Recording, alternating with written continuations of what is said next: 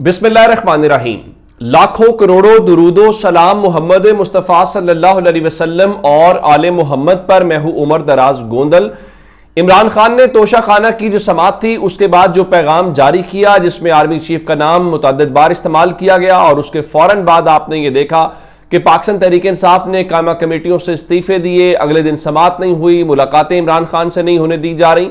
तो सूरत हाल का उससे अंदाजा हो गया था कि मुज़ाकरात का भी कोई इम्कान नहीं है, और अब सूरत हाल थोड़ी सी कशीदा होगी। और रात को राना सनाउल्लाह ने टीवी के ऊपर बैठ के जो बातें की और कहा कि लगता यह है कि इमरान खान जो है वो 14 साल अपने जेल के पूरे करेंगे। उस चीज को लेकर रात को मोहम्मद मालिक साहब कह रहे थे कि अब जो है वो मामलात जो पॉइंट ऑफ नो रिटर्न है उससे भी आगे बढ़ चुके हैं, यानी अब वापसी का कोई रास्ता नहीं है, जिसको कहते हैं कश्तियां जला देना। आजकल वैसे ही सैलाब में कश्तियां चल रही हैं तो जरा वो जुमला और रेलिवेंट हो जाता है। तो मोहम्मद मालिक साहब कह रहे थे कि देखें, राना सनाउल्लाह ने कहा कि इमरान खान 14 साल सजा काटेंगे और इनका जत्था भी निजाम से बाहर होगा या माइनस होगा। यानी रात राना सनाउल्लाह साहब कह रहे थे कि अगले इलेक्शन से पहले पाकिस्तान तहरीक इंसाफ माइनस होगी। लेकिन एक सवाल जरूर है कि आप लोग तो पिछले इलेक्शन में भी पाकिस्तान तहरीक इंसाफ को बिमा इंतखाबी निशान इमरान खान समेत माइनस कर चुके थे, लेकिन फिर क्या हुआ? फिर पाकिस्तान के लोगों ने उनको प्लस किया और कोई माइनस कर ही नहीं पाया ग्राउंड के ऊपर। खैर, मालिक साहब कह रहे थे कि ये जो राना सनाउल्लाह बात कर रहे हैं इसको आप मरी में होने वाली मीटिंग से जोड़ें। वो मीटिंग जो नवाज शरीफ साहब, शहबाज शरीफ साहब और मरियम नवाज शरीफ साहिबा के दरमियान थी, जिसके मुतालिक जराए से खबरें आई कि वहां ये फैसला किया गया है कि निजाम का तसलसल बरकरार रखा जाएगा। जिसका मतलब यही है कि ये जो मौजूदा इस्टेब्लिशमेंट का और नून लीग और पीपल्स पार्टी का एक ज्वाइंट वेंचर जिसको हाइब्रिड प्लस रिजीम कहा जा रहा है वो चलेगा। तो उनके मुताबिक मेरा ख्याल है कि चीजें अब इधर और पर पहुंच गई हैं। इसका मतलब क्या है? लोग कह रहे हैं कि अब शायद कहीं ऐसा ना हो कि ये वहां पर ये शर्त हो कि खुदा ना खास्ता, अल्लाह ना करे, इमरान खान को उस पूरी चीज से एलिमिनेट किया जाए। मैं एलिमिनेट से मुराद सियासी तौर पे कह रहा हूं, लेकिन ये मुतालिबा तो पहले भी था। नून लीग इस्टेब्लिशमेंट से यही कह रही थी कि इमरान खान को आप हैंडल करेंगे। ये मैं नहीं कह रहा, ये जावेद चौधरी जैसे लोग जो जरा इस्टेब्लिशमेंट या नून लीग के करीब तस्वुर किए जाते हैं, ये उनका मानना है कि मुस्लिम लीग नून की ये उन शराइत में शामिल था कि हम मईशत को देखेंगे, हम फलां चीजों को देखेंगे, लेकिन इमरान खान को इस्टेब्लिशमेंट देखेगी। तो क्या वो कर पाए हैं? अब इस बारे में ये जो बातें हो रही हैं इसके मकासद क्या है? और इमरान खान जो है उन्होंने अभी तो कायमा कमेटियों के हवाले से कहा, आने वाले दिनों के अंदर आप देखेंगे कि वो असेंबलियों से निकल सकते हैं, वो अदालतों का बायकॉट कर सकते हैं। लेकिन इसके बीच में एक खबर ऐसी आई है जिससे मुतल्लिक मैं ये बात कह रहा हूं कि क्या इमरान खान को इसका 1% भी अंदाजा, आइडिया या इंफॉर्मेशन है? अगर है या इमरान खान को पता चलेगा तो उनका रिएक्शन क्या होगा?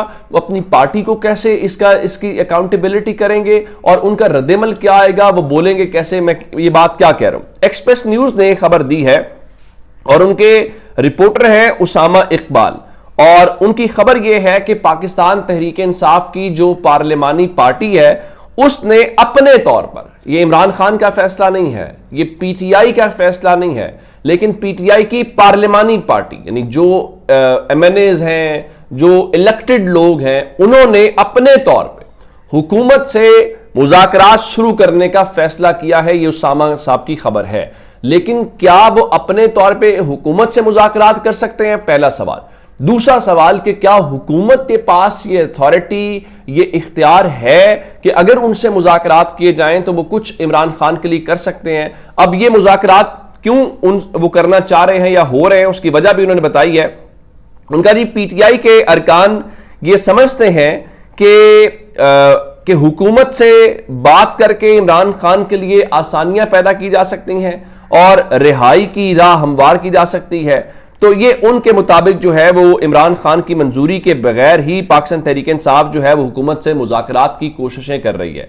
और फिर उसमें जो असल बात है कि कल हमने ये देखा है कि इमरान खान से मुलाकातों का जुमेरात वाले दिन होता है, तो शाहिद खटक जो तहरीक इंसाफ के एमएनए हैं, उनको नून लीग के एमएनए तारिक फजल चौधरी ने कहा कि हम आपकी मुलाकात करवाएंगे, और वो मुलाकात करने गए। लेकिन क्या उनकी मुलाकात होने दी गई? उनकी मुलाकात नहीं होने दी गई। हम नवंबर की एंगेजमेंट देख चुके हैं जब एहतजाज हुआ था, तो उस वक्त عمران خان سے انہوں نے کہا ہماری ملاقات کروا دیں، اور حکومت کمٹمنٹ کے باوجود ملاقات نہیں کروا سکی تھی، تو کیا جس حکومت کے پاس اتنا اختیار ہو یہ کر سکتی ہے؟ اور پھر پی ٹی آئی کی پارلیمانی پارٹی عمران خان کے لیے کیسے کر لے گی؟ اور ایک بات اور ہے، کیونکہ ہمارے پاس اطلاعات یہ ہیں کہ نومبر کے اندر عمران خان ایک بار پھر احتجاج کی کال دینے جا رہے ہیں، امکان یہ ہے کہ شاید اسلام آباد کی جانب کوئی مارچ ہو۔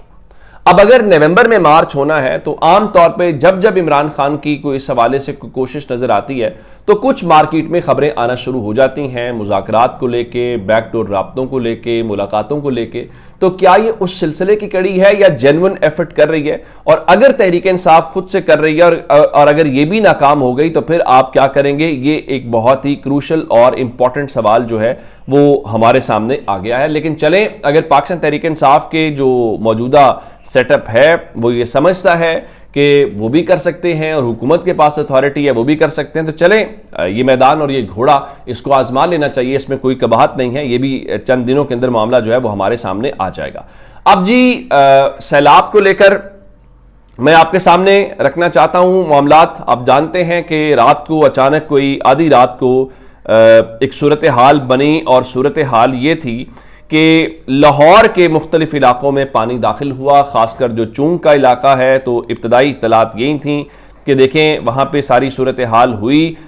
میں لاہور کے اگر علاقوں کی بات کروں تو لاہور میں تھیم پارک کا علاقہ ہے، وہاں پانی داخل ہوا، جو مولن وال کا علاقہ ہے وہاں پانی داخل ہوا، مرید وال کا جو علاقہ ہے وہاں پانی داخل ہوا، فرق آباد اور شفیق آباد کے جو علاقے ہیں وہاں پانی داخل ہوا، افغان کالونی میں پانی داخل ہوا، نیو میٹرو سٹی میں پانی داخل ہوا، چونگ ایریا یہ سارے کا سارا جو ہے یہاں پہ طلعت پاک جو بابو صابو ہے وہ وہاں پہ آیا۔ اور اس کے بعد ایک اور بات جو ہے، علیم خان کی جو سوسائٹی ہے پاک ویو ہاؤسنگ سوسائٹی، وہاں پہ اس کے مختلف بلاکس کے اندر بتایا گیا کہ پانی داخل ہوا۔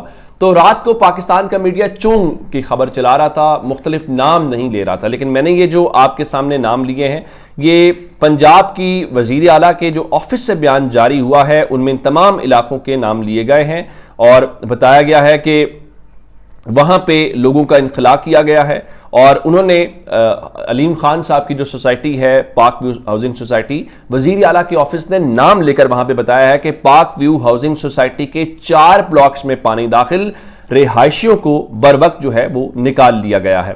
تو اس کے بعد ان سے چھوڑ کے اگر میں آپ کو ریسکیو 1122 کی جانب سے جو آج بیان جاری ہوا ان کے ترجمان کی طرف سے، تو انہوں نے ہمیں یہ بتایا کہ جناب جو دریائے راوی کے ملحقہ نشیبی علاقے ہیں وہاں سے 144 لوگوں کو ریسکیو کیا، فرخ آباد سے 64، پاک ویو سے 10، تھیم پارک سے 57 اور پاک ویو سے پھر بتایا گیا جی 13 مزید لوگوں کو ریسکیو کیا گیا۔